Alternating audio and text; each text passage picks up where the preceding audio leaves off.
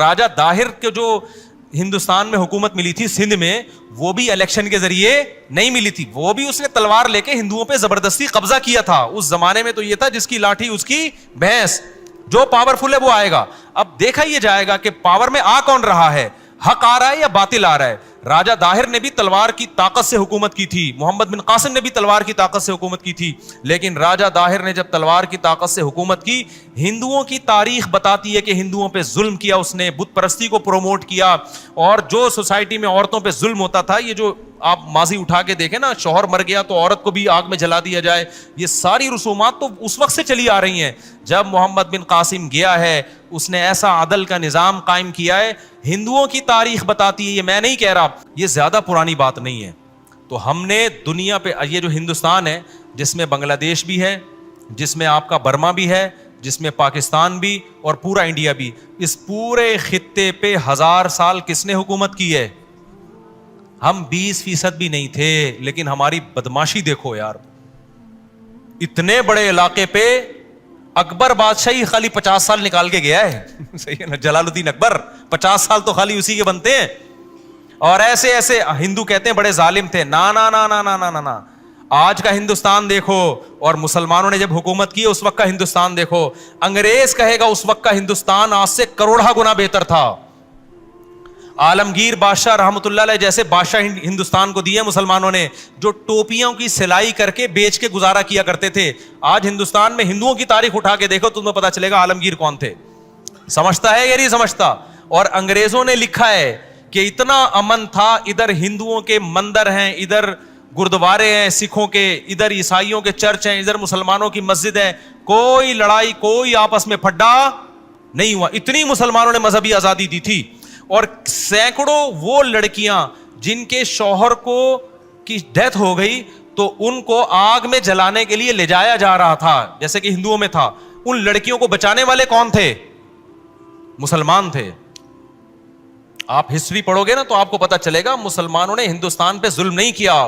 ایسا اسٹیبل کیا ہے نا، جب آپ کے مغلوں کی حکومت تھی، ہمارے مغلوں کی، تو برطانیہ جو ہے نا، برطانیہ، اس نے پابندی لگائی تھی کہ یہ جو ہندوستان کے جو بحری جہاز ہیں نا، یہ ہماری پورٹ کے قریب سے نہ گزریں، کیونکہ یہ اتنے خاندانی بہترین جہاز ہیں کہ ان جہازوں کو لوگوں نے دیکھ لیا تو ہمارے جہاز مارکیٹ میں بکنا ختم ہو جائیں گے. ایسے ہندوستان کے انجینئر تھے.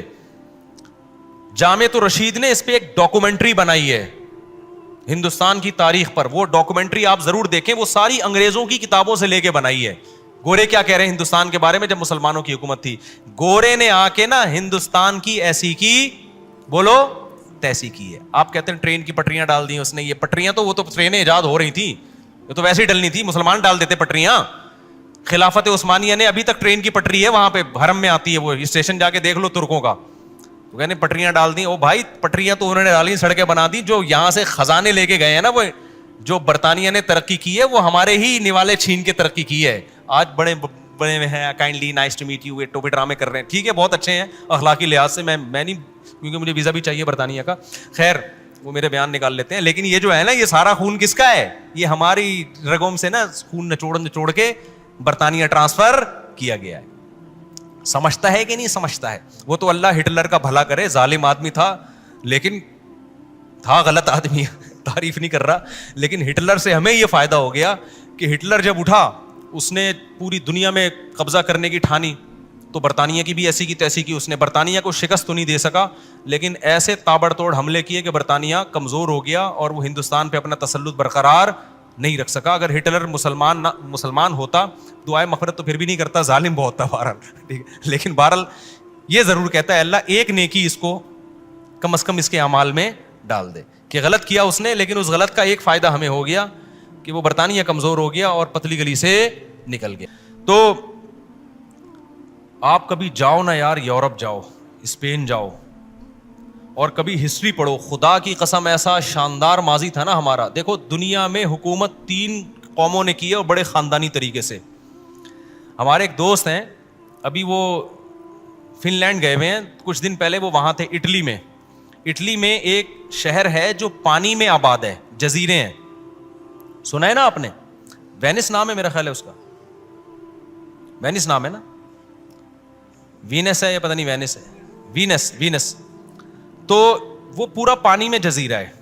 یہ لوگ وہاں گئے نا, تو اس وینس شہر کی ہسٹری انگریزوں نے لکھی ہوئی ہے کہ مسلمان فاتحین جب آئے تھے نا ان علاقوں میں اور یورپ پہ قبضہ کیا انہوں نے, تو ہم پہ بہت ظلم کیا, مار کے بھگا دیا. ظلم کیا یہ نہیں کیا, یہ تو پتہ نہیں لکھا نہیں لکھا, بہرحال ہمیں مارا پیٹا اور ہم ان جزیروں میں آ کے آباد ہو گئے. تو یہ جزیروں میں ہی شہر بن گیا پھر. یعنی مسلمانوں کا ایک نیگیٹو پہلو لکھا ہوا تھا کہ انہوں نے کیا کیا, آ کے ہمیں دھنائی لگائی ہے, مارا پیٹا ہے بہت. اب دیکھو عرب کہاں ہے, مکہ, اور وہاں سے نکل کے کدھر گھسے تھے مسلمان, یورپ میں. فرانس کے قریب پہنچ چکے تھے. آپس کے اختلافات نہ ہوتے نا تو یورپ گیا تھا, پورا یورپ مسلمانوں کے ہاتھ میں آ جانا تھا. امریکہ تو دریافت ہی نہیں ہوا تھا نا. پوری مہذب دنیا میں 150-200 سال کے اندر مسلمانوں کی حکومت قائم ہو چکی تھی, اور ایسی تابڑ توڑ لڑائیاں ہوئی ہیں نا خاندانی کی, آپ کی سوچ ہوگی. کیونکہ ایک دفعہ جب مسلمان اٹھے ہیں نا, جب تلواریں چلنا شروع ہوئی ہیں, تو آپ نے فرمایا کہ الجہاد ماضٍ منذ بعثنی اللہ الی ان یقاتل آخر هذه الامة الدجال. دجال کے آنے تک آپ نے فرمایا جہاد جاری رہے گا, کیونکہ حق اور باطل کی جنگ کیا رہے گی, اب چلتی رہے گی.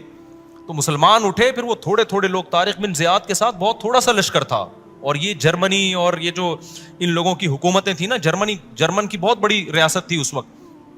ان کو کہا کچھ اور جاتا تھا, لیکن تھے یہی نہیں کہ رومی کہا جاتا تھا ان لوگوں کو.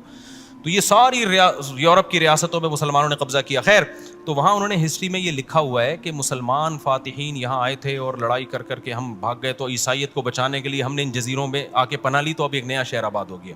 تو ایک نیگیٹو وے میں لکھا ہوا ہے. تو مجھے جس نے بتایا نا کہ یہاں مسلمانوں کے خلاف لکھا ہوا ہے, میں نے کہا ان سے بولو کہ جب عیسائی یہاں آئے تھے تو کیا الیکشن کے ذریعے ان کی حکومت قائم ہوئی تھی؟ انہوں نے یہ علاقے یہودیوں سے چھینے تھے. آئی بات سمجھ میں؟ انہوں نے کون سے یہ الیکشن کروا کے یہودیوں نے ان کو صدر بنا دیا تھا, بادشاہ بنا دیا تھا.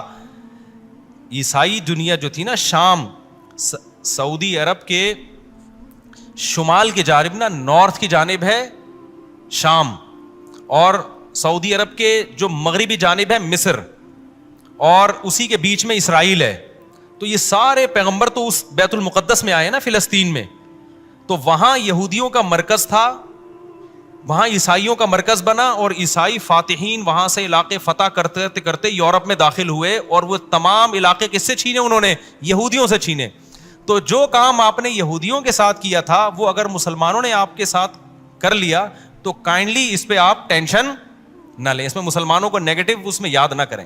اب سوال پیدا ہوتا ہے, عیسائیوں نے یہودیوں پہ ظلم کیا تھا, اب یہودی خوش ہو جائیں گے کہ یار اس کا مطلب ہمارے اوپر عیسائیوں نے ظلم کر کے ہم سے علاقے چھینے تھے, تو مفتی طارق مسعود صاحب ہمیں فیور دے رہا ہے. خدمت میں عرض کروں گا کہ یہودیوں کو کون سا یہ گریوی یا زکوٰۃ میں کسی نے دیے تھے یہ علاقے؟ یہودیوں نے بھی تلوار کے زور سے یہ علاقے چھینے تھے. نہیں یاری بات, یہ علاقے جو یہودیوں کو ملے تھے نا, وہ داؤد علیہ السلام کے زمانے میں جنگیں ہوئی تھیں. آج یہودیوں کی کتابیں خود بتاتی ہیں جنگیں ہوئی تھیں, لڑائیاں ہوئی تھیں. سب سے پہلے تو فرعون کی جو حکومت مصر میں قائم ہوئی, موسیٰ علیہ السلام کے ذریعے اللہ نے اس حکومت کو ختم کیا. پھر یہودیوں کو حکم دیا کہ شام پہ قبضہ کرو, ارض مقدس پہ قبضہ کرو. یہودیوں نے کہا ہم نہیں کریں گے. اللہ نے ان کو سزا دی, 40 سال وادی تیہ میں رہے. یہ سب باتیں یہودیوں کی کتابوں میں ہیں. پھر نئے پیغمبر آئے, ان کی قیادت میں یہودیوں نے جہاد کیا, لڑائی کی. اسی فوج میں حضرت داؤد علیہ السلام تھے جنہوں نے جالوت کو قتل کیا. پھر جب داؤد علیہ السلام نے جالوت کو قتل کیا تو اللہ نے داؤد علیہ السلام کو پیغمبر بھی بنایا اور یہودیوں کا کمانڈر بھی بنایا. پھر داؤد علیہ السلام کی قیادت میں تبلیغی جماعتیں نہیں بھیجی گئی ہیں. یہ ایسا نہیں ہوا کہ پوری دنیا میں درس قرآن کی محفل ہو, تلوار دی گئی ہے اور گھوڑے دیے گئے ہیں کہ اور لوہا ہاتھ میں نرم کر دیا گیا, کیونکہ جنگوں میں سامنے سے بھی تیر تلواریں آتی تھیں. تو اللہ نے داؤد علیہ السلام کے ہاتھ میں سونے کو پگھلا دیا, لوہے کو پگھلا دیا کہ لوہے کی زرہیں بنائیں, جنگی ٹوپیاں پہنے تاکہ تلواروں کا مقابلہ ہو, تلواریں سے آپ بچ سکیں. تو داؤد علیہ السلام نے پھر کیا کیا ہے؟ وہی کیا ہے جو پھر بعد میں مسلمانوں نے کیا ہے. ٹھیک ہے, نہیں آئی بات سمجھ میں؟ تو اگر اعتراض کرنا ہے تو پھر یہودی پہ بھی عیسائی پہ بھی ہو, اور نہیں کرنا تو تینوں پہ کوئی اعتراض نہیں بنتا. تو ہم بتاتے ہیں تینوں پہ کوئی اعتراض کیوں نہیں بنتا.